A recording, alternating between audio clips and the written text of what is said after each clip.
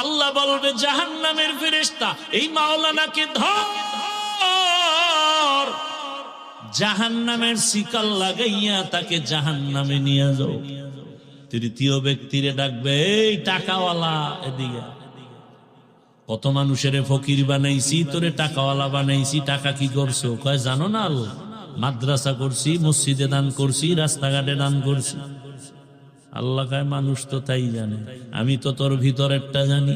দান করছো 5,000, চায়ের দোকানে চাপাবাজি করছো, পুরা মাদ্রাসা তুই করে দিছো। কেন চাপাবাজ আছে না নাই? 20,000 টাকা দিছে, নাম কয় না।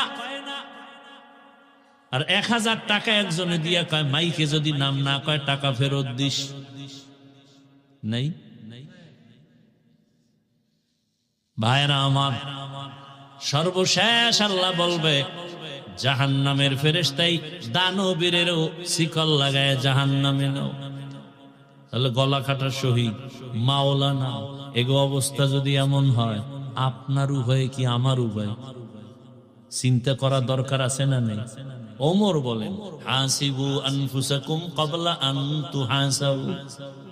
আসল হিসাবের আগে তোমার নিজের হিসাব নিজে মিলাও।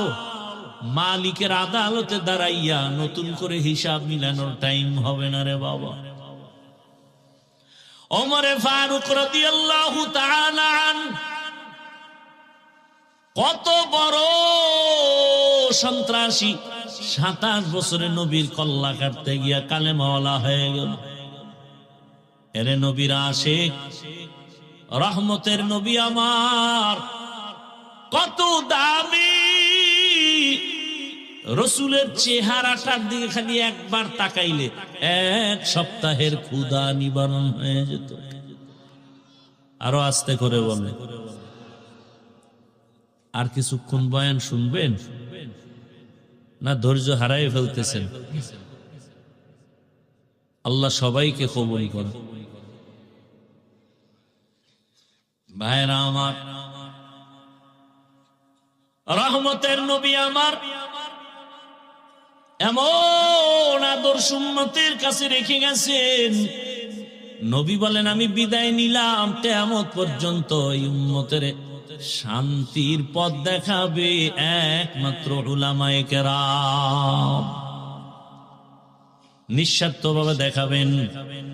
দুনিয়াতে সব স্বার্থপর। আমার মালিক আপনাকে আমাকে এত দয়া করছেন, কোনো স্বার্থ নাই। আল্লাহ যদি স্বার্থপর হইতেন